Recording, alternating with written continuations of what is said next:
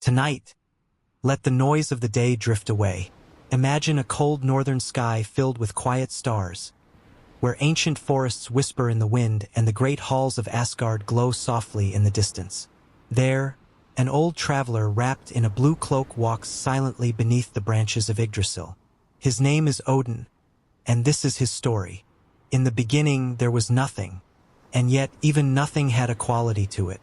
It was called Ginnungagap, the great void, the yawning abyss, the primordial emptiness that existed before existence itself dared to take a breath.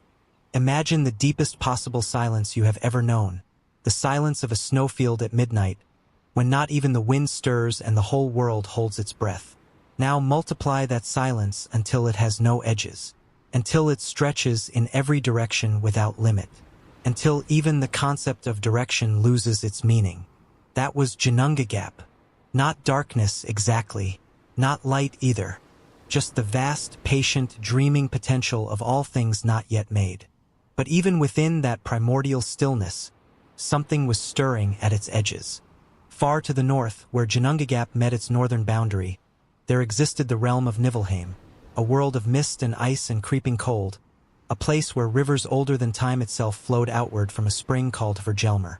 These rivers, the Olivigar, wound their way slowly outward into the void, carrying their ice with them, and wherever they reached, frost gathered and thickened, and great walls of glacial dark settled into the void. And far to the south, at Ginnungagap's southern boundary, there burned the realm of Muspelheim, a world of fire and heat and crackling light. There, embers drifted and glowing sparks spun in the darkness, and the boundary between fire and night pulsed with radiance. For ages beyond counting, these two forces simply existed in their distant corners of the void. The ice of Niflheim, the fire of Muspelheim, neither aware of the other, neither reaching toward the other, and in between the Ginnungagap, patient and still and endlessly waiting. Then, slowly, across timescales too vast for any mind to truly hold, something began to change. The heat from Muspelheim drifted northward, carried on invisible currents through the void, and the cold from Niflheim crept southward in return, riding the slow breath of the ice rivers. They met in the middle of Ginnungagap, fire and ice, and where they touched, something extraordinary happened. The ice began to melt, and from that melting, from that ancient, slow, primordial thaw at the heart of the great void, something emerged. A shape, a form, the first living thing. His name was Ymir. Ymir was vast. He was not a creature in any sense we would easily recognize. He was more like a force of nature wearing the shape of a giant immense beyond comprehension, his body carrying within it the raw, unformed potential of everything that would eventually become. He was the first Jotun, the first being of the primordial world, and from his body, from the frost and the melt, from the deep, mysterious processes of a universe just beginning to wake, other beings slowly came into existence. Where Ymir sweated as he slept, the first of the frost giants emerged from the moisture of his body. From beneath his arm, a man and a woman appeared, already carrying the seeds of all the giant kind that would come after. From his legs, more still, and alongside Ymir, from the great thaw of the glacial world, another creature emerged, a vast cosmic cow named Ambla. She was nourishment itself made living, for rivers of milk flowed from her, and from those rivers Ymir drank, and he was sustained. And Ambla herself, she was hungry too in her own way. She fed upon the salty ice that surrounded them, licking at it slowly, patiently, the way the tide works against a cliff, gentle and persistent and utterly inexorable. On the first day of her licking, hair appeared in the ice. On the second day, a head emerged. On the third day, a full figure stepped free from the frost. His name was Buri. He was beautiful, tall and strong, and carrying within him a quality that was different from Ymir and the frost giants. Something luminous, something ordered, something that carried the first hint of what the cosmos might become if it were shaped by intention rather than simply growing wild. Buri had a son, Bor, and Bor found a wife among the Jotun, a giantess named Bestla, daughter of the ancient giant Bolthorn. From Bor and Bestla came 3 sons. The first was Odin. The second was Vili. The third was Vi. 3 brothers, born of both worlds, carrying within their blood the ancient power of the primordial giants and something else entirely, something newer and brighter and filled with a different kind of hunger. Not the slow, drifting hunger of Ymir, something more deliberate, the hunger to understand, the hunger to make, the hunger to give the void a shape worthy of the beings who might one day live within it. The path winds deeper into the forest now. Odin's footsteps ahead of us are steady and unhurried, each one pressing into the snow with a soft, reassuring sound, crunch, crunch, crunch, like the quiet heartbeat of the forest itself. Above us, the pines sway slightly in a wind too gentle to feel on our skin. Their branches carry so much snow that they arch downward like old men bowing in reverence. Between the trees, shafts of moonlight fall in long silver columns, illuminating circles of undisturbed white on the ground below. It is very quiet, and into that quiet, Odin's story drifts like wood smoke from a fire just out of sight.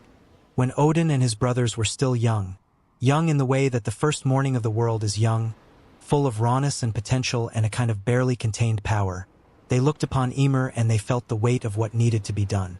Ymir was chaos, not malicious chaos, not purposeful evil, simply the raw, unformed state of things as they were before intention touched them.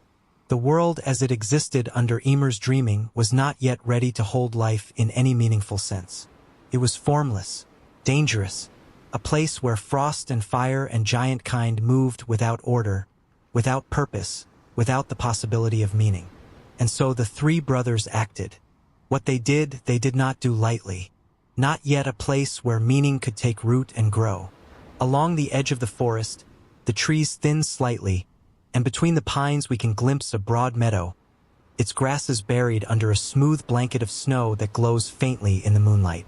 At the meadow's center, 2 great ash trees stand bare and still, their branches reaching upward like arms raised in quiet supplication. Even in winter, even stripped of their leaves, they are beautiful. There is something about the way they stand, side by side, their root systems certainly intertwined beneath the snow, that speaks of companionship, of a long shared life in one place, quietly enduring. They remind us of something Odin's story is about to reveal. Walking along the shore of the newly made world, the wide, gray shore where the sea met the land in long rolling waves, Odin and Vili and Vi came upon 2 trees. One was an ash tree, tall and straight-limbed, with bark the color of winter sky. One was an elm tree, softer in its lines, with branches that curved rather than reached. The 3 brothers stood before these trees for a long moment, and then, one by one, they each gave something. Odin breathed into them the breath of life, the animating spirit, the divine spark that would one day allow them to dream and hope and reach toward the sky just as the trees themselves had always done. Vili gave them reason and movement, the capacity for thought, for intention, for the ability to feel desire and direct themselves toward it. Vi gave them the senses, the warmth of color, the sweetness of hearing, the richness of all that the world would offer to those able to perceive it. The first humans. The ash tree became Asgard, the first man. The elm became Embla, the first woman. And from them, in time, all of humankind descended. Every poet and warrior, every farmer and sailor, every dreaming child and weary elder who would ever walk beneath the sky that Odin and his brothers had made from the skull of the first giant. The 3 brothers looked upon what they had made with something that might have been satisfaction. Was making the world sufficient? Or was there something more needed, something deeper, something beyond simply the act of creation itself? These were the first stirrings of a hunger that would shape the rest of Odin's existence. The hunger not merely to make things, but to understand them. The path rises now, gently but unmistakably, and ahead of us through the trees we can see the first suggestion of open sky. A wide, dark vault scattered with stars so thick they blur together at the edges into a soft, glowing haze. The trees fall back on either side, and we step out onto a high ridge. Below us, a valley stretches away in the moonlight, frosted meadows, a frozen river catching silver from the sky, distant mountains fading into blue shadow at the horizon. But above us, far above us, at a height that seems to exist just at the edge of possibility, there is something else. A warmth, a golden suggestion, a brightness that is not starlight, not moonlight, not the cold shimmer of snow, but something richer and more intentional. A home in the full and sacred sense of the word. A center, an anchor, a place from which all things could be watched over and understood. They built it high above Midgard, accessible by the great rainbow bridge, Bifrost, that shimmered between the worlds like something between a road and a dream. Bifrost burned with the colors of light broken through ice crystals, and at its foot in Midgard it seemed to simply appear, descending from the sky like a promise. At its highest point was Asgard, the realm of the gods. The high halls and open meadows of Asgard were not constructed from stone alone, but from intention. From the will of beings who understood that a home is not made from its walls but from the meaning placed within them. There was Gladsheim, the great hall of assembly where the gods met in council, its roof thatched with silver, its floors of pressed gold, its long benches worn smooth by the gathering of the divine across uncounted ages. There was Valhalla, which we will visit more fully in its own time. There was Fensalar, where Frigg, Odin's beloved wife, wise and knowing, keeper of secrets she never spoke aloud, sat at her spinning wheel and wove the fates of worlds. And at the center of it all, at the absolute heart of Asgard, stood Hliskjolf, the great watch seat. A throne, but more than a throne.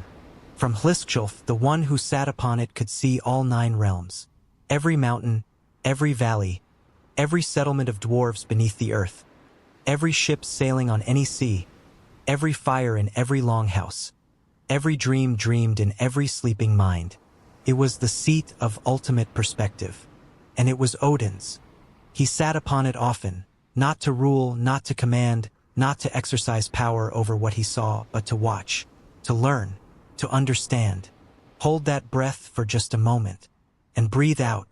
As the breath leaves you, imagine that you can feel the ground beneath you. Wherever you are lying or resting now, imagine it going deeper and deeper downward. Through the floor, through the earth, through the dark root-woven soil and the stone beneath it and the ancient bedrock beneath that, going down and down and down without limit. And imagine that at the very deepest point, at the absolute foundation of everything, there are roots. Enormous roots. Roots the size of rivers. Roots so vast that an entire world could shelter in their curves. These are the roots of Yggdrasil, the world tree, the great ash tree that stands at the center of all existence. Not in any single place, but in all places simultaneously, its roots reaching into each of the 9 realms, its trunk rising through the fabric of reality itself, its highest branches touching the realm of the gods. No one planted Yggdrasil. No one shaped or grew it from a seed. It simply was, as the void was, as the first cold was, as the first fire was, a fundamental truth of existence, older than almost anything, woven into the structure of the cosmos in the same way that gravity is woven into the structure of space. And yet it was alive. Deeply, undeniably, quietly alive. Its bark was rough and gray as ancient stone, carved with patterns that looked, if you stared long enough, almost like writing. Almost like words in a language older than any tongue that had ever spoken them. Its trunk was so wide that 10,000 men standing hand to hand could not have circled it. Its canopy spread above the 9 realms like a second sky, a sky of leaves, trembling in winds that blew from no direction anyone could name. In its branches lived the eagle, great and ancient, his eyes the color of winter storms, watching everything below with a patience that matched the tree's own. Between the eagle's eyes lived the hawk Verfilnir, peering at the world below with his own keen sight. And along the roots of the tree, gnawing, moved the dragon Nhggr. Ancient, patient, always at work eroding the foundations of the world, chewing at the roots as though he knew that one day his work would be completed. Between the eagle in the canopy and the dragon at the roots, a squirrel darted endlessly. His name was Ratatoskr, and his eternal purpose was to carry messages between the two, stoking their mutual dislike, maintaining the tension between sky and root, high and low, light and dark that kept the tree, somehow, in a state of perpetual dynamic balance. Along the branches of Yggdrasil, for stags moved through the foliage, Dane, Dvalin, Dunir, and Durar, nibbling at the new growth, their antlers tangled in the lower branches, their presence part of the strange, self-contained ecosystem of the world tree. Honeydew fell from the branches like morning dew, and from it the bees of Yggdrasil made their honey. And at the three great roots of the tree there were three wells, three sources of water that were not only water, three places where something ancient and essential could be accessed, if one knew how to ask. The first root reached down into Asgard, and at its tip lay Uribrunner, the well of the well of fate. Here the three Norns gathered whose name meant what has happened, Verandi, whose name meant what is happening, and Skuld, whose name meant what shall happen. Every day, the Norns drew water from the well and mixed it with the sacred white clay that surrounded it. And with this mixture they nourished Yggdrasil, pouring it across the roots and bark so that the tree remained alive and green and undiminished.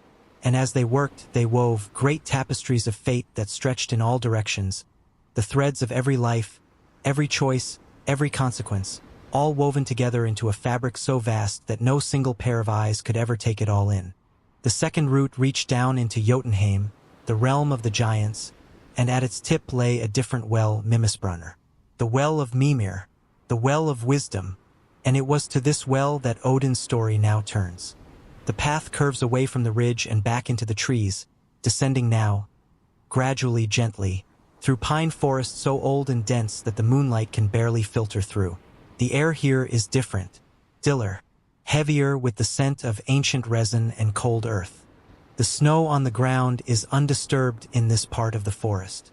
Whatever moved through here last did so very long ago.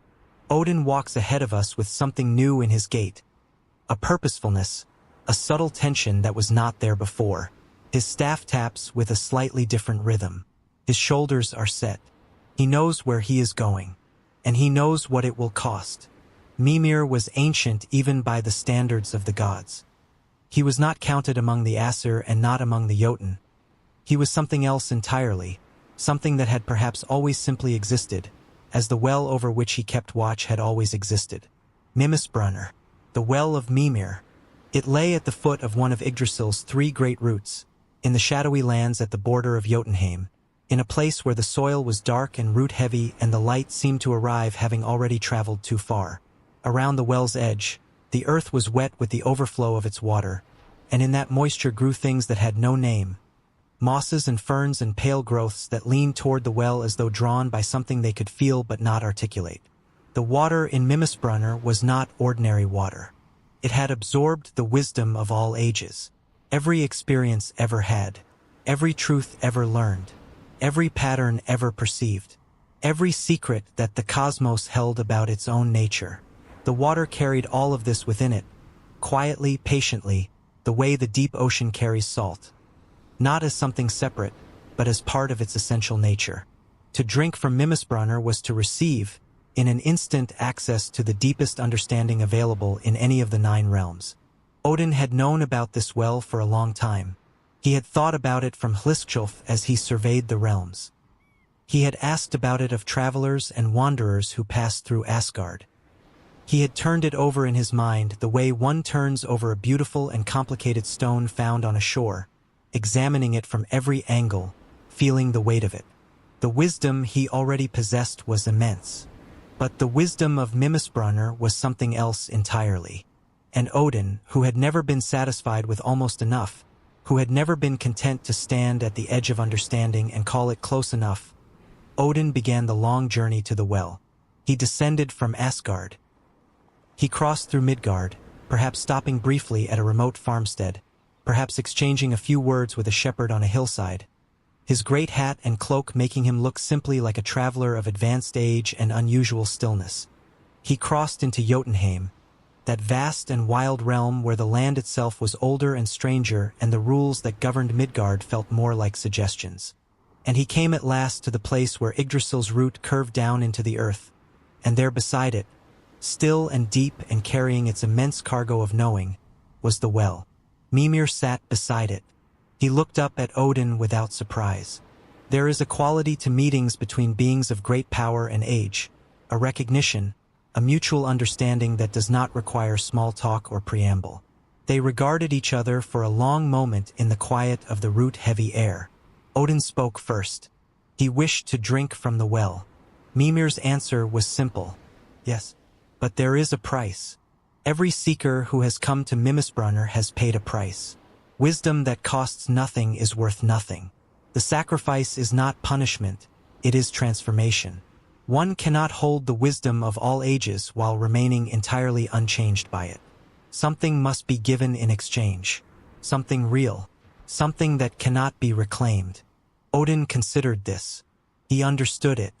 He had always understood it in the way that honest seekers always understand it from the beginning, that growth requires release, that knowing more requires being willing to be reshaped by what you come to know. What, then, was the price of Mimisbrunner?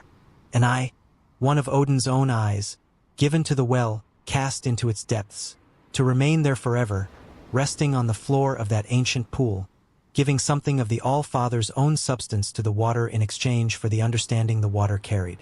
Odin was silent for a long moment. Above them, Yggdrasil shifted very slightly, its branches touching in the high canopy with a sound like a slow exhalation.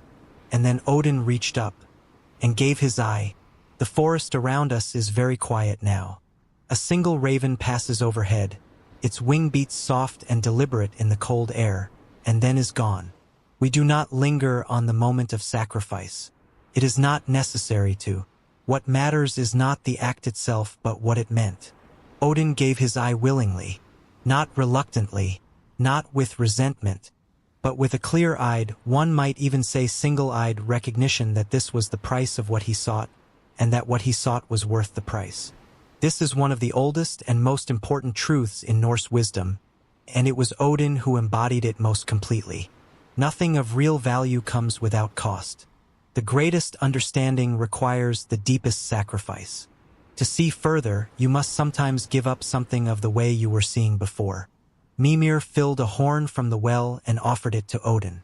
He drank, and what came to him then, what washed through him with the cold clarity of the deep water, is beyond what any story can fully contain. The patterns of all things, the connections between all events, the deep underlying order of a cosmos that looked like chaos until you understood how to see it. It did not make Odin omnipotent. It did not give him power over what would come, but it gave him understanding. And for Odin, understanding was always the greater gift. He returned from Mimisbrunner changed, not diminished, never diminished, but deepened. The single remaining eye in his face looked at the world with a quality of seeing that was qualitatively different from before. Not because it worked harder to compensate, but because what it now saw through with a far greater comprehension of what it was looking at. Settle even more deeply now. Let your body grow heavier. Let the sounds of the world around you, whatever they are, become distant, gentle, unimportant. You are resting now. Just resting and listening. Let the story come to you like the tide, slow and consistent and patient. From Hliskjolf, from his high watch seat in Asgard, Odin surveyed the 9 realms. Each of them existed along the great branching structure of Yggdrasil, some in its high canopy, some along its vast middle branches, some in the deep root world below. Let us travel through them together, gently, without haste. Asgard, the highest realm, the home of the Aesir gods, a place of golden halls and wide meadows and the permanent warmth of divine intention. From Asgard, Bifrost descended to Midgard, the great rainbow bridge, its colors shifting and shimmering, guarded at its Asgardian end by the ever-watchful Heimdall, whose hearing was so acute he could detect the sound of grass growing in the fields below, whose sight was so sharp he could see for hundreds of miles in any direction. Midgard, the middle realm, the realm of humans, the broad, familiar world of mountains and valleys, rivers and forests, coasts and plains and high summer and deep winter.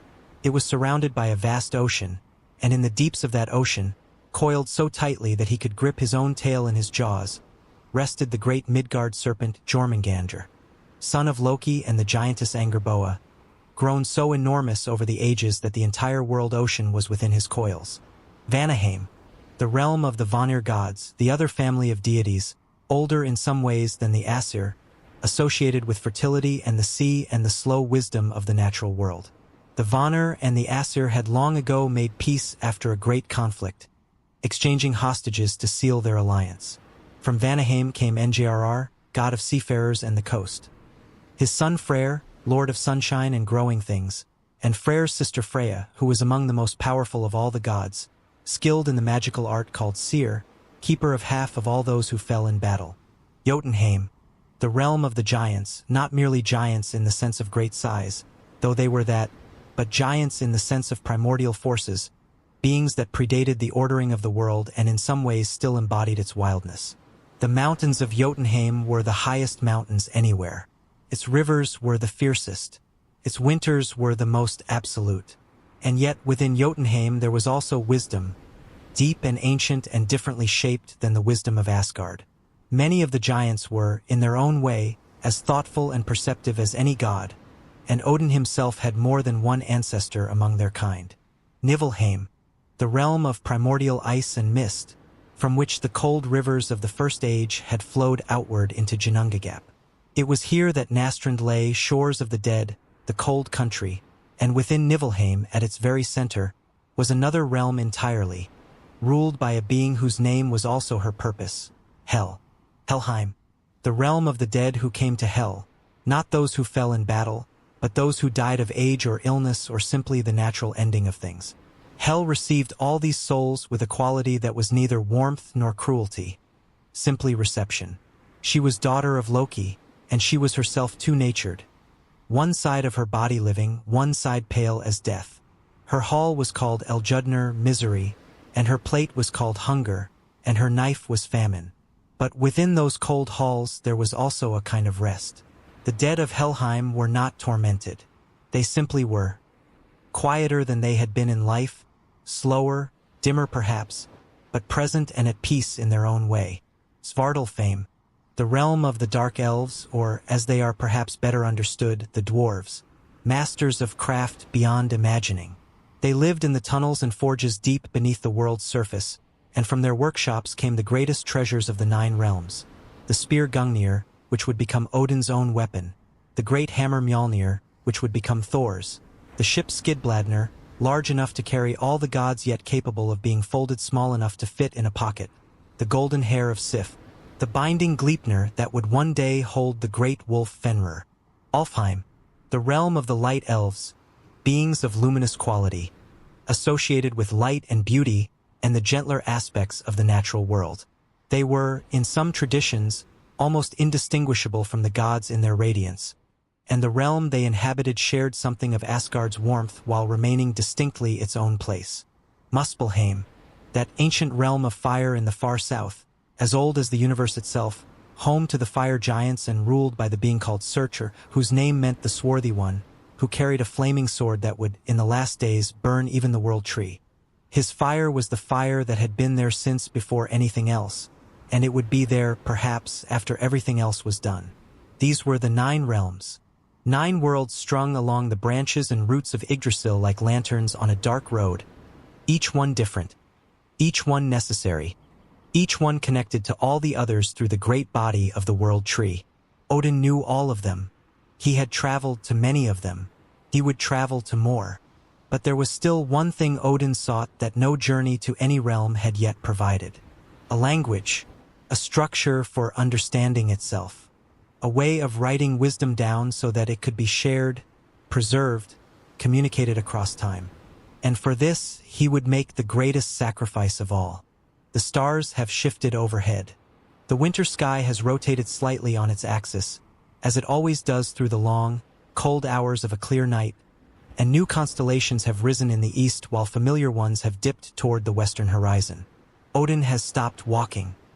He stands at the base of a great tree, the greatest tree, in fact, though here in the dream of the story it wears the form of something that might be an enormous ash growing alone in a wide, frost-covered meadow, its bare branches stretching upward against the stars, its roots visible above the ground, enormous, serpentine, disappearing into the dark earth.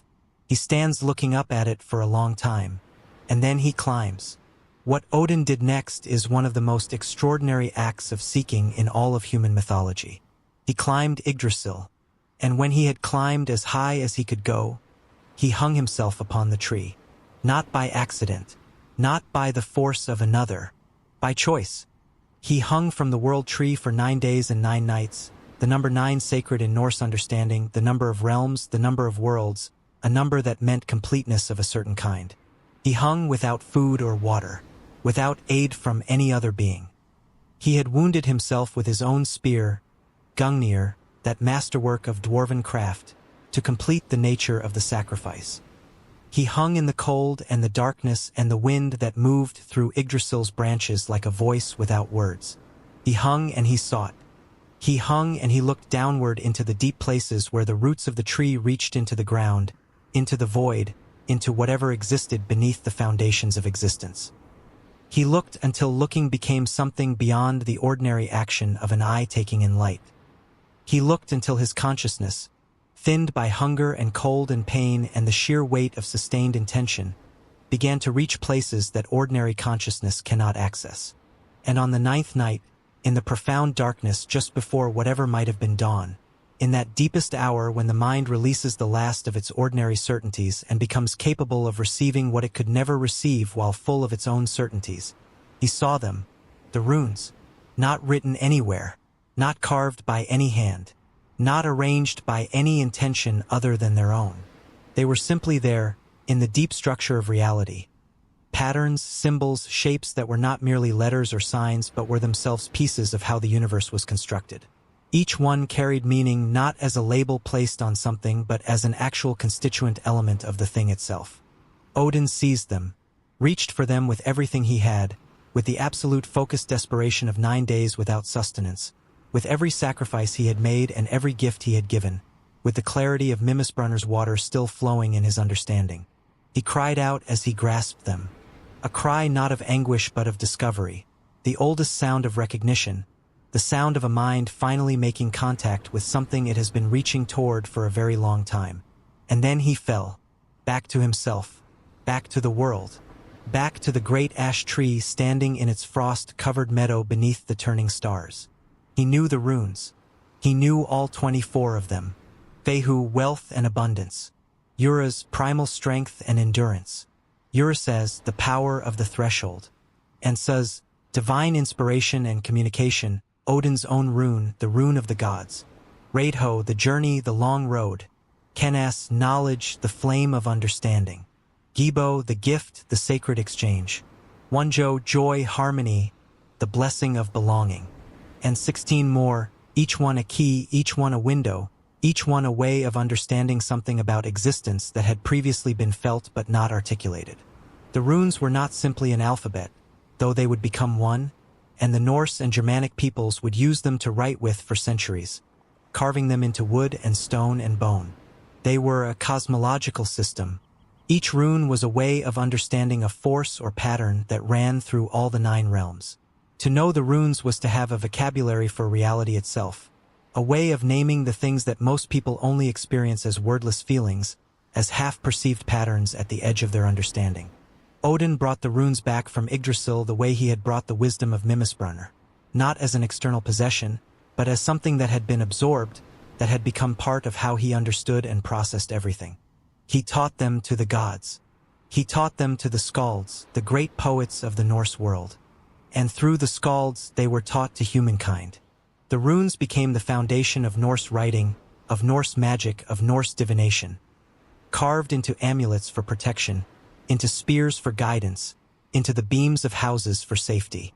They were painted and scratched and cut into every surface that could hold them, each mark a small window into the great underlying order that Odin had glimpsed on his 9th night in the branches of the world tree.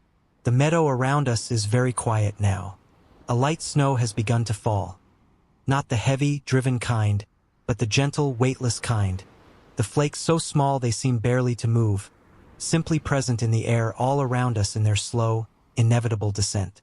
Each flake takes its own path downward. No two are the same, and yet all of them eventually come to rest on the same quiet earth. Morning has not yet come, but the quality of the darkness is changing. Not lighter exactly, but somehow less absolute.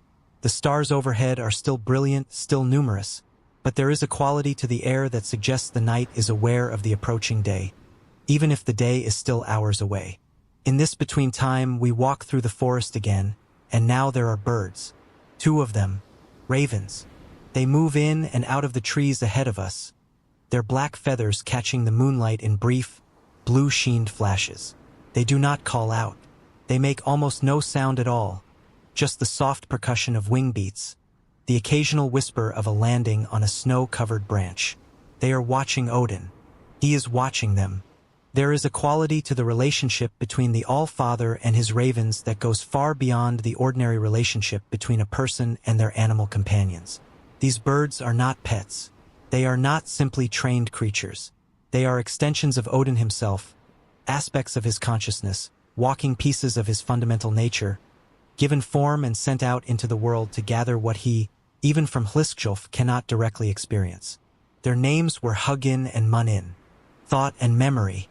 Each morning, before the world had fully awakened, Odin would send them out from Asgard. They would fly far and fast, further than any ordinary bird could fly, covering all the 9 realms in a single day.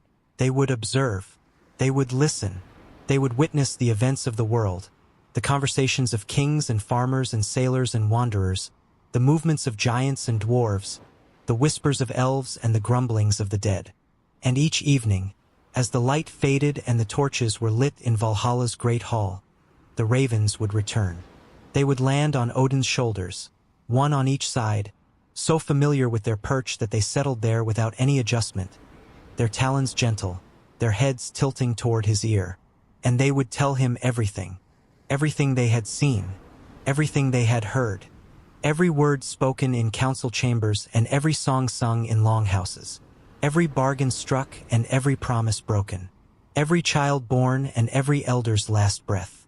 Through Huginn and Muninn, Odin maintained his vast, ongoing understanding of the living world, not from a distance, not filtered through the imperfect medium of official reports or formal messengers, but directly, immediately, from the eyes and ears of his own thought and memory as they moved freely through creation.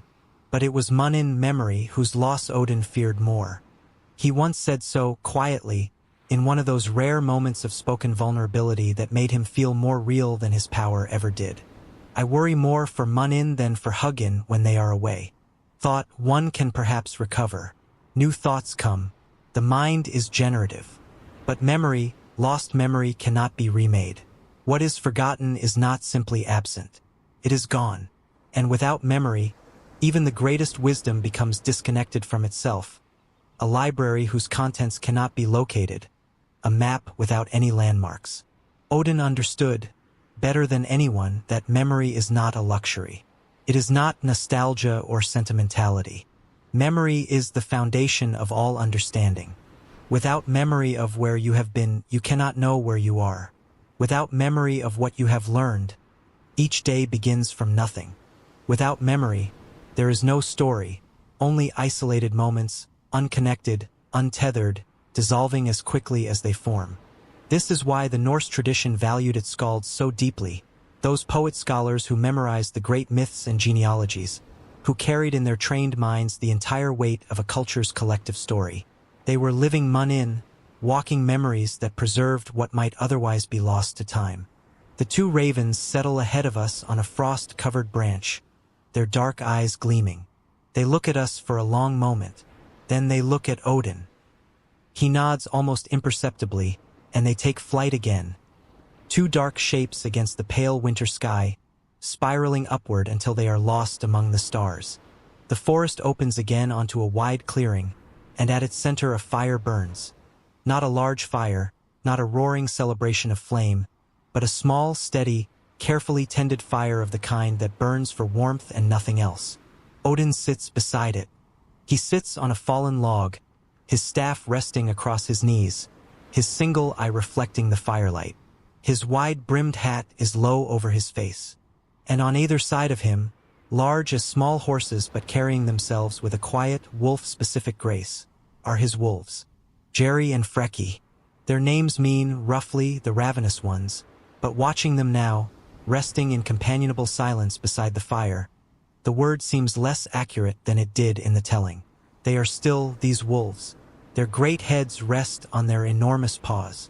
Their amber eyes are half closed, tracking the small movements of the fire with the unhurried attentiveness of creatures who are never truly off guard, but who can nonetheless rest. Odin feeds them from his hand. He himself, it is said, ate nothing at Valhalla's table, drinking only the mead, giving his share of the food entirely to Geri and Freki. This is not a small detail. It speaks to something important about the nature of his relationship with them. They were not ornaments, not symbols, not even simply companions in the everyday sense. They were the embodiment of something he valued. The wolves who accompany the wanderer. The hunger that drives the seeker forward. The animal intelligence that knows things the rational mind cannot reason its way to. There is wisdom in the body. Wisdom in instinct. Wisdom in the part of consciousness that precedes language and operates through sensation and movement, and an immediate understanding of the world that thinking sometimes gets in the way of. Geri and Freki carried that wisdom. And Odin, who had given his eye for the wisdom of the well and had hung 9 nights for the wisdom of the runes, honored the wisdom of his wolves too. Because wisdom comes in forms we do not always expect. Sometimes it arrives as an idea. Sometimes as an old story told by a stranger at a roadside fire. Sometimes as the patient breath of a great wolf sleeping beside you on a winter night, reminding you that the body knows things the mind has not yet caught up to. The story of Sleipnir begins with a wall, or rather with a wager about a wall. In the early days of Asgard, when the realm was still new and its borders required defining, a stranger came to the gods with an offer. He said he was a builder, a craftsman, a worker of stone. He said he could build them a great wall, a fortification around Asgard that would protect it against the giants and all other threats. In exchange, he asked for 3 things: the sun, the moon, and the goddess Freya.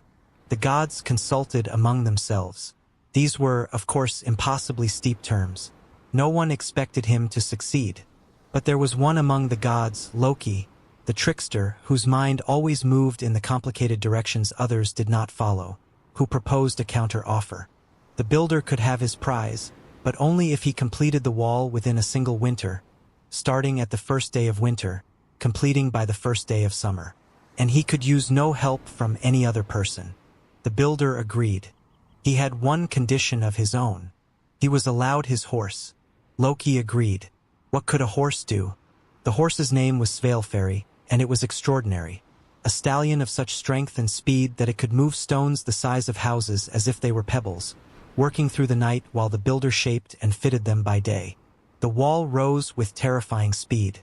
As the last days of winter approached, it became clear that the builder might actually succeed. The gods panicked. They turned to Loki, whose idea this had been, and made clear in very definite terms that if Freya and the celestial bodies were lost because of his clever suggestion, the consequences for him would be severe. Loki promised to handle it, and he did. On the final nights before the deadline, Loki transformed himself into a beautiful mare and emerged from the forest near where Svaelfari was working. The stallion, distracted by this sudden and beguiling appearance, pulled free of his harness and chased the mare into the forest. The builder raged. Without his horse, the final stones could not be moved. The deadline passed. The wall was not complete.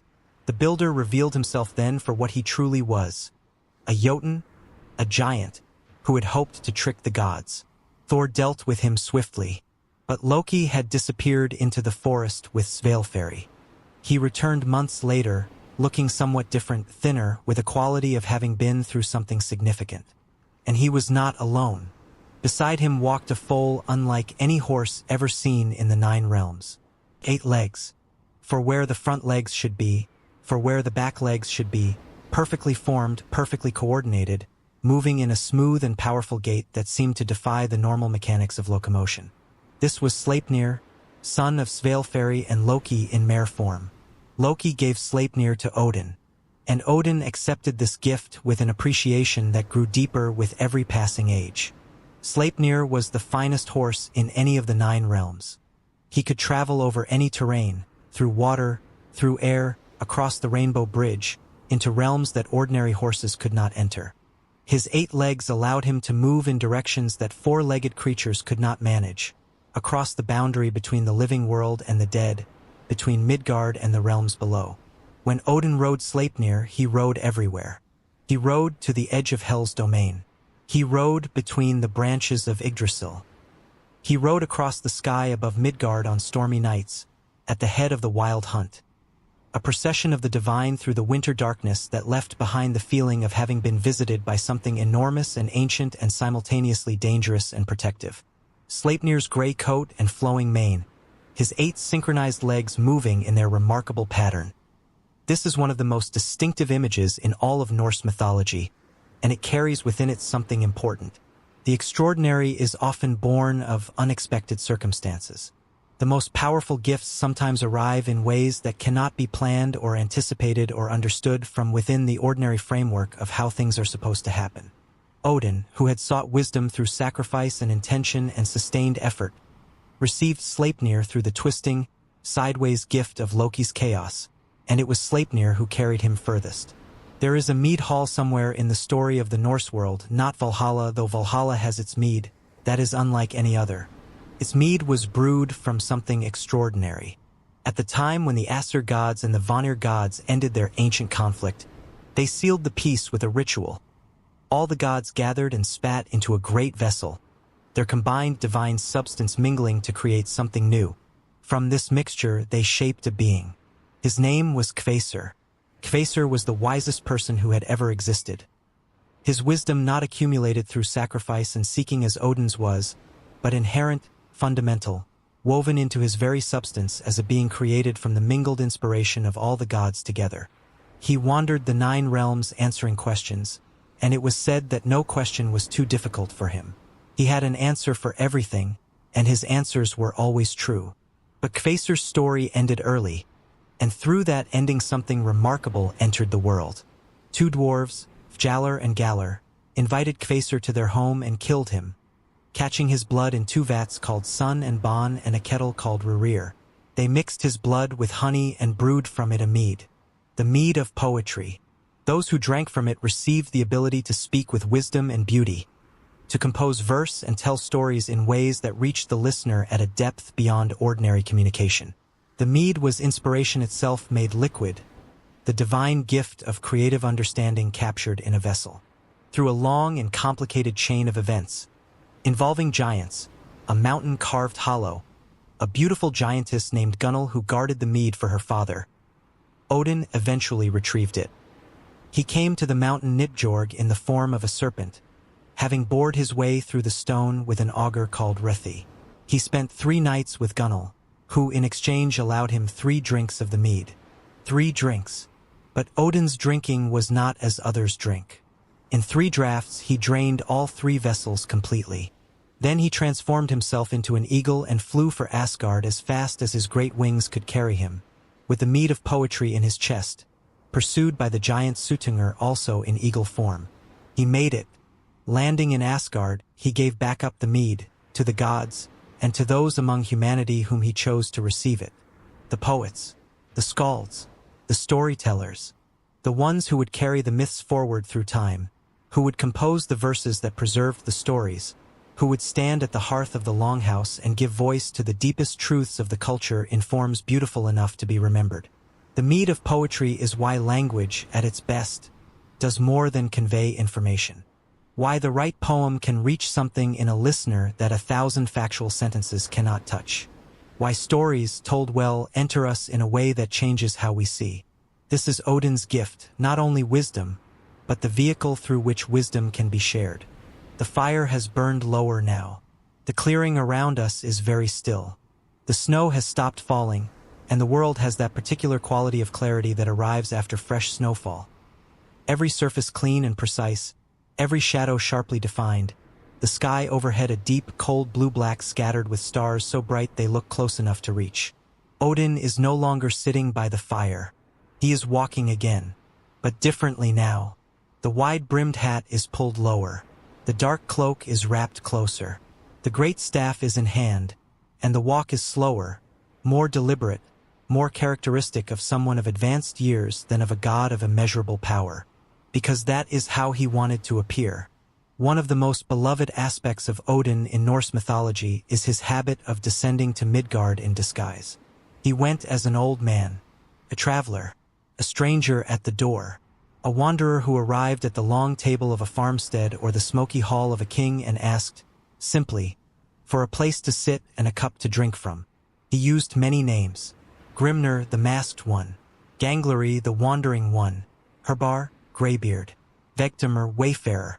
He had nearly 200 names across the myths, each one a different mask for a different encounter, a different lesson he wished to learn or give. He sought out poets and asked them to compose. He sought out kings and engaged them in riddle contests that were, underneath their playful surfaces, explorations of the nature of wisdom itself. He found warriors on the eve of great choices and offered them, sometimes counsel, disguised always in the form of an old man's casual conversation that somehow illuminated exactly what needed illuminating without ever being obvious about it. And he learned. This is the part of Odin's story that matters most for us tonight. Resting here in our quiet warmth, letting the story settle around us like the snow settling on the world outside. For all his divine knowledge, for all the wisdom of Mimir, for all the cosmic understanding revealed by the runes, for all the information brought daily by Huginn and Muninn, Odin still went to Midgard, still sat at the table of ordinary people, still asked the questions of a traveler who doesn't know the territory. Because wisdom that exists only in abstraction, only in theory, only in the high halls of the divine, is not complete wisdom. The understanding that comes from sitting beside a farmer who has worked the same field for 40 years and knows the soil's personality better than he knows his own, that cannot be found in any well. The knowledge that lives in the hands of a craftsman who has shaped 1,000 objects from wood and bone and iron, that cannot be extracted from any rune. The stories held in the memory of an old woman sitting by her fire, her eyes distant with recollection, her voice slow and particular as she tells of the things she has survived. Those are irreplaceable. Odin knew this. The All-Father, who had sacrificed his eye for cosmic wisdom and hung for 9 days on the world tree for the language of reality, still walked the muddy roads of Midgard in the clothes of a common traveler. Because the truth is found at every level of existence, and the seeker who considers any level beneath their attention has already limited their understanding before they've begun. He walked between small settlements and great ones. He followed coastlines and crossed mountain passes in winter. He sat in the halls of jarls and in the simple longhouses of fishermen. And everywhere he went, he listened. As we listen now, in the quiet of this winter night, with the story wrapping itself around us like a warm cloak, let us turn now, gently, toward the golden warmth. There is a light ahead on the path. Not the cold blue of the moon, not the distant shimmer of stars, but the warm, amber gold of a very large fire seen through the walls of a very large hall. We can hear, even from this distance, the low murmur of many voices. Not shouting, not the tumult of a battle or a brawl, just voices, many of them, weaving together the way different rivers weave together as they approach the sea.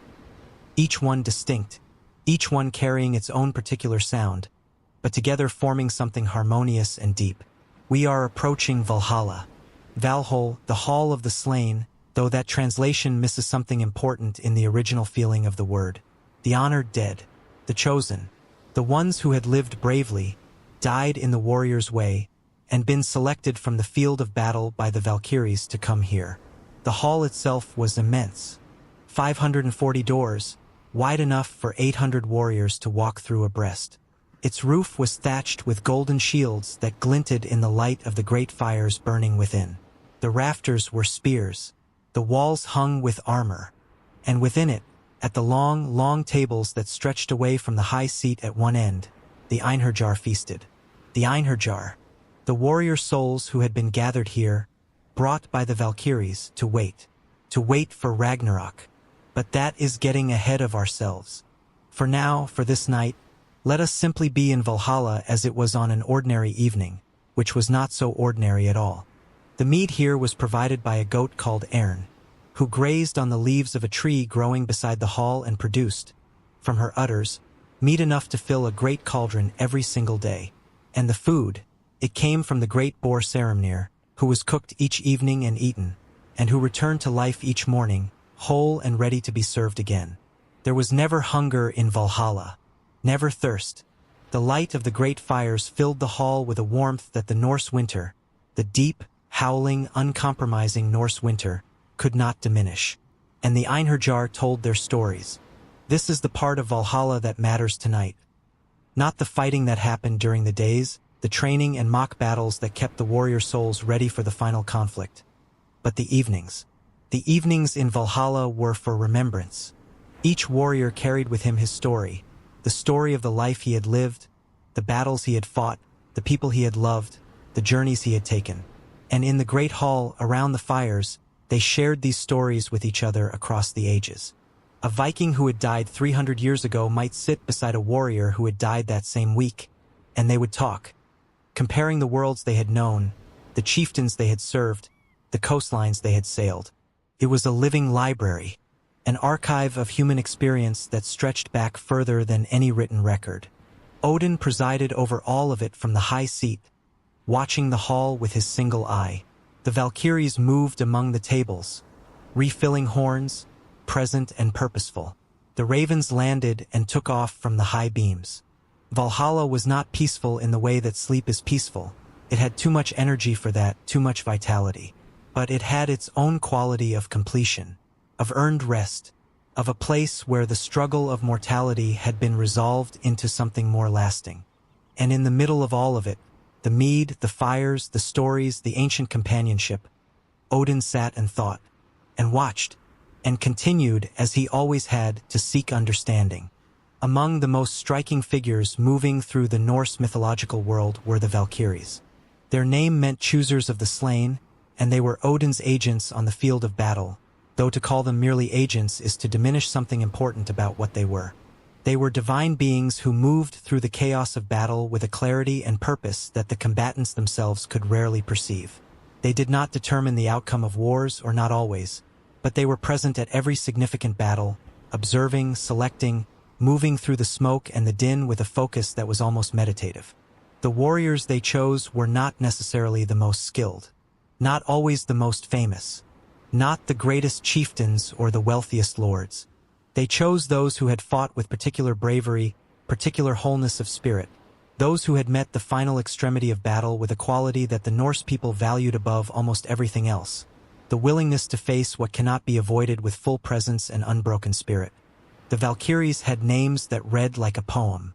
Flock Noise, Herfjoder Army Fetter, Gondel Wand Bearer, Sigrun Victory Rune, Brynhildr Armor Battle, Gyrdraful Spear Thrower, Gondel Enchantress, and Freya herself rode with them, for by ancient agreement, half of all those who fell in battle were Freyas, brought to her own great hall called Folkvanger, the field of the host, where they also found rest and honor. The Valkyries sometimes appeared to favored warriors before battle, in dreams, in visions at the edge of the forest, in the shapes of swan maidens beside northern rivers. Some warriors claimed to have spoken with them. Some fell in love with them, and in the sagas there are great tragic tales of those loves, of warriors who married Valkyries and then, through some fault or fate or simple human error, broke the conditions that allowed the union, and lost them. But in the simpler picture, in the picture that concerns us tonight, drifting toward the threshold of sleep, the Valkyries were simply the bridge between the world and what comes after, between the battlefield and the golden hall, between the effort of a well-lived, bravely died life and the rest that follows it. They moved between the worlds with grace, carrying the honored dead tenderly, not as burdens but as precious things. And in this, too, they served Odin's great purpose, the gathering of wisdom, the collection of the stories of those who had lived fully, to be preserved in the great archive of Valhalla's evenings, to be added to the understanding of all that was and had been and might yet become. Deeper now. Let yourself go deeper. Your breath is slow. Your body is heavy and warm. The story continues, soft and steady, like the turning of the stars overhead. At the foot of Yggdrasil, beside the Well of Fate, the three Norns worked without ceasing. The eldest, looking always backward to the deep past. Verandi, the middle, her eyes on the living present moment. Skuld, the youngest, whose face was sometimes veiled, looking toward what was not yet. They wove.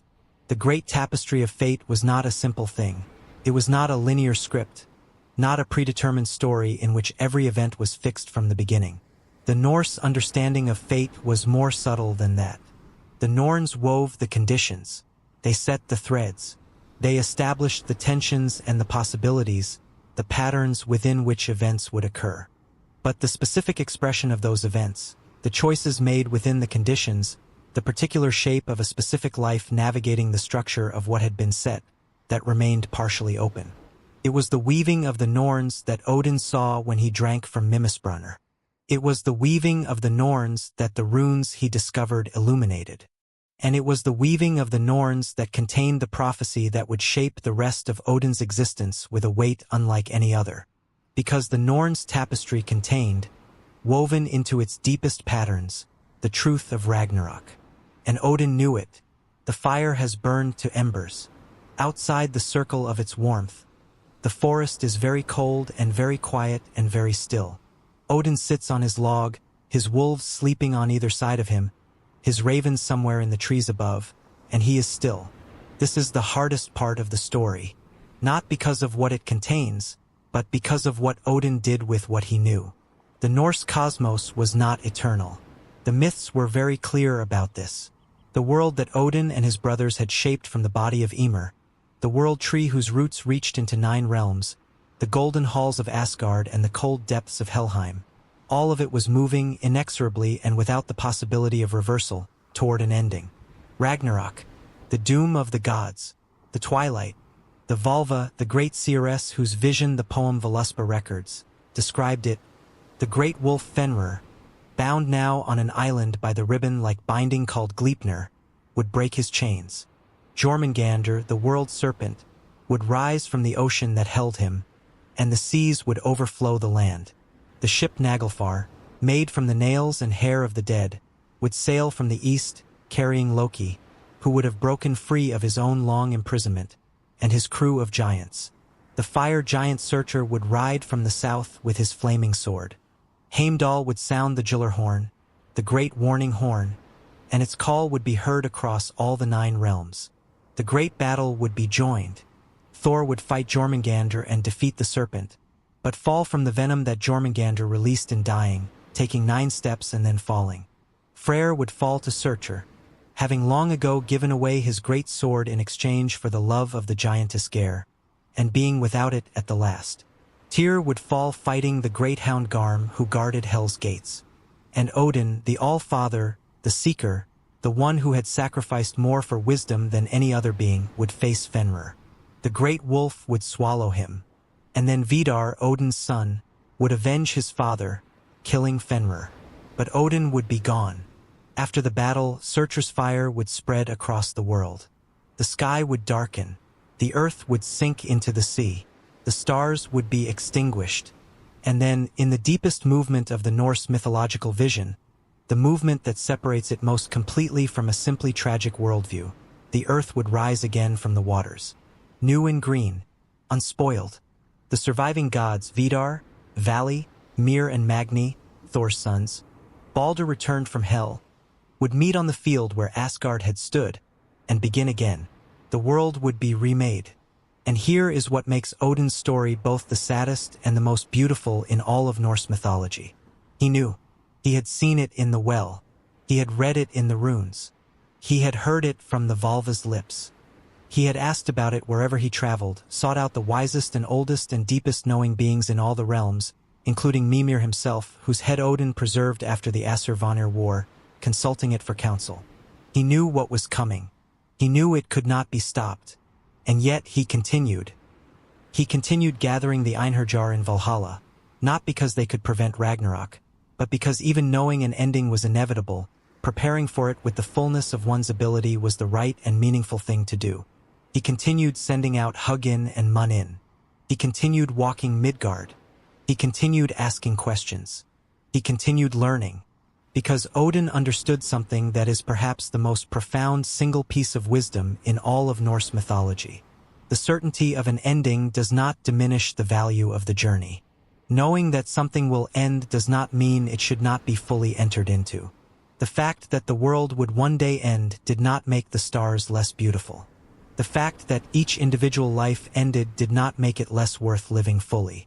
The fact that Ragnarök was coming in whatever form at whatever time did not mean that a single day of seeking, of learning, of caring, of wandering with curiosity and purpose through the world was wasted. Odin accepted his fate, not passively, not with resignation, but with the full, clear-eyed recognition of someone who has stared into the deepest knowing available to any being in any realm, and found that the only worthy response to the truth of impermanence is to live and seek and love what can be loved with even greater intention. The story is drawing toward its close. The night is still deep, the darkest hour before the first gray suggestion of dawn. We are walking again, following Odin's footsteps through the snow, and gradually the trees are becoming larger, their trunks thicker, their roots more exposed, rising from the ground in great curving arcs before diving back in. The roots of Yggdrasil. We are very close now. Through the trees ahead, something immense resolves itself gradually from the darkness. Not with drama, not with sudden revelation, but the way the largest things always appear. Slowly, as you approach, growing more real with each step until the mind can no longer process it as simply a large tree and must instead accept that this is something of a different category entirely. The trunk of Yggdrasil is ahead of us, and beside it, looking up into the branches that disappear into the dark sky somewhere far above, Odin. He looks smaller here, not diminished, simply properly scaled. A single figure beside the immeasurable. A seeker in the presence of the thing that contains all the seeking and all the found things and all the remaining mysteries together. He does not look small the way weakness looks small. He looks small the way the ocean makes you feel small. Not crushed, not intimidated, but appropriately humble. Aware of your place in a context that is simply, honestly larger than you. He puts his hand on the bark of Yggdrasil. The patterns in the bark, those carved, rune-like patterns, seem to shift slightly under his touch, the way ice sometimes shifts color when a cloud moves across the sun. He stands there for a long time, and then he speaks, not to us exactly but not entirely away from us either. He speaks the way people sometimes speak when they have something important to say and need to say it aloud, even if the audience is simply the night air and the listening stars. He speaks of what he has learned. He learned that wisdom cannot be inherited. It must be sought. Each generation, each individual must do their own seeking, cannot simply receive what their ancestors found and call it their own understanding. They must go to their own wells, hang on their own trees, walk their own roads in their own disguise. He learned that sacrifice is not punishment. Every meaningful transformation requires the release of something. The eye given to the well was not taken from him. He gave it. And what he received in exchange was worth the giving. This is a different relationship with loss than the one that simply mourns what is gone. He learned that wisdom and compassion are not separate things. All the knowledge in the 9 realms, held in the mind of someone who does not care about the beings in those realms, is merely information. Wisdom is knowledge in the service of care. Understanding deployed in the direction of what you love. He learned that the journey is not interrupted by endings, it is completed by them. Ragnarök, to Odin, was not the negation of everything he had built and known. It was the completion of a cycle vast enough that individual lifetimes could not hold it.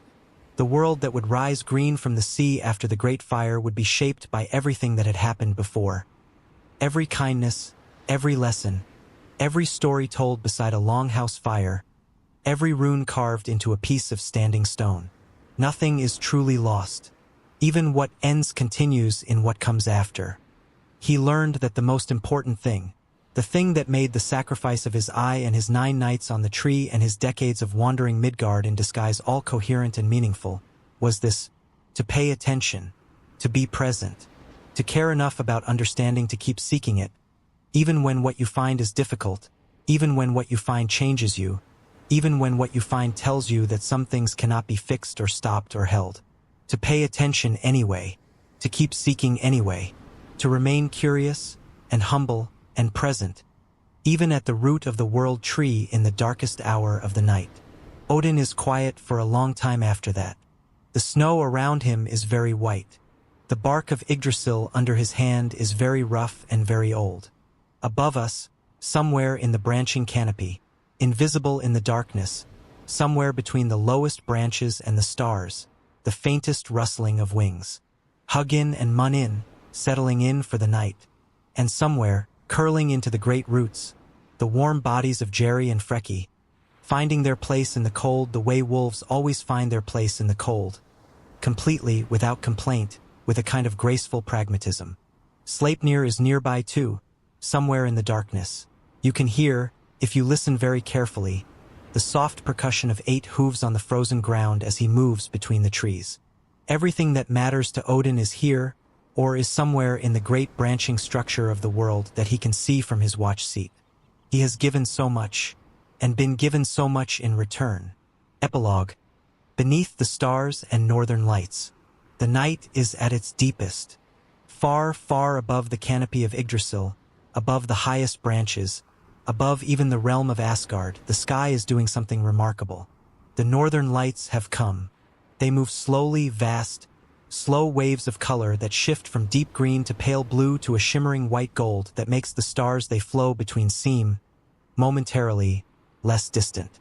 They move across the sky the way deep water moves, with a kind of fluid, unhurried grace, each wave dissolving into the next. The Norse people called them the Bifrost fires, related, in their vision, to the great rainbow bridge that connected Asgard and Midgard, a natural wonder interpreted as the literal architecture of the divine, shimmering overhead. They are beautiful, simply incomparably beautiful, and Odin stands beneath Yggdrasil and watches them. He watches the way only he can watch things, with both eyes of his experience, one gone, given away years uncounted ago, but still somehow present in the depth of his perception, with the raven's accumulated knowledge alive in him, with the runes singing their quiet understanding of what is. He watches the northern lights and sees in them everything. The motion of worlds, the pattern of fate, the light that is just light, beautiful for no reason except that it is. He does not try to understand the lights more than they can be understood. He does not reach for analysis or explanation or categorization. He simply lets them be what they are, in all their shifting, unrepeatable, unrepeated glory. And in doing so, in this moment of simply witnessing, of being fully present with what is without needing to grasp or explain it, he experiences something that all the sacrifices and all the seeking could not have given him directly. Rest. A quality of rest that is not the absence of seeking, but the completion of it. Not the stopping of the journey, but the moment of arrival, temporary and precious, when the traveler stands in the right place at the right time and simply receives the beauty that was always there, waiting to be seen. The lights move. The stars turn their slow arc. Somewhere in the branches of Yggdrasil, a leaf falls, the last leaf of the season, spinning down through the cold, dark air, catching for a moment a fragment of aurora light before settling onto the snow at the great tree's roots. Odin does not move. He breathes, slow, steady, and the night holds him there, this ancient, searching, endlessly curious, deeply compassionate being, this wanderer who gave his eye for understanding, who hung 9 nights in the cold dark for wisdom, who walked 10,000 miles through human lives in disguise, who knew how the story ended and chose to live it fully anyway. The night holds him there at the root of the world tree under the northern lights, and is content. We watch him from a respectful distance. We are very tired now. The story has walked us far, from the first silence of Ginnungagap to the first melting that shaped Ymir, from the shaping of the world to the breath given to the first humans on a gray seashore, from the founding of Asgard to the sacrifice at the well, from the runes seized in the branches of the world tree to the mead that carries inspiration to poets, from the warmth of Valhalla's fires to the loyal wolves sleeping, from the 8-legged horse to the seeress's prophecy to the unshakable quiet of a god who knows what comes and chooses wonder anyway. We have walked beside something older than memory, and it has been somehow comforting, because Odin's story is not a story about a distant, incomprehensible deity. It is a story about seeking, about the courage required to truly want to understand, about the willingness to give something real in exchange for something real, about the companionship of trusted creatures and trusted thoughts and the accumulated tenderness of long memory, about walking through a world that is beautiful and impermanent and full of both sorrow and wonder, with the intention of seeing it as clearly as possible for as long as you can. We can do that, even here, even now. Even in the small, warm, quiet space where you are lying or resting or drifting toward the border of sleep. You can be curious. You can care. You can give something real in exchange for understanding. You can pay attention. The northern lights drift overhead. Yggdrasil's branches hold the sky. The wolves breathe deeply in their sleep. The ravens dream their sharp, intelligent dreams. Somewhere in the vast, root-threaded dark, the three Norns continue their weaving, their fingers moving among the threads with the unhurried certainty of those who have always known exactly what they are making. And Odin stands at the foot of the world tree, watching, resting, knowing, being. Let your eyes close if they have not already. Let the last tension in your body release. Breathe in the cold, clean air of the winter forest, the pine scent and frost scent, and the deep ancient smell of roots reaching into the earth. And breathe out, slowly, all the way out. The night is very quiet. The northern lights will be visible until morning. And you have walked a long, long way. Rest now. The world tree is watching over everything. And the All-Father, in his patient, searching way, is watching too. You are safe. You are exactly where you are supposed to be. Sleep,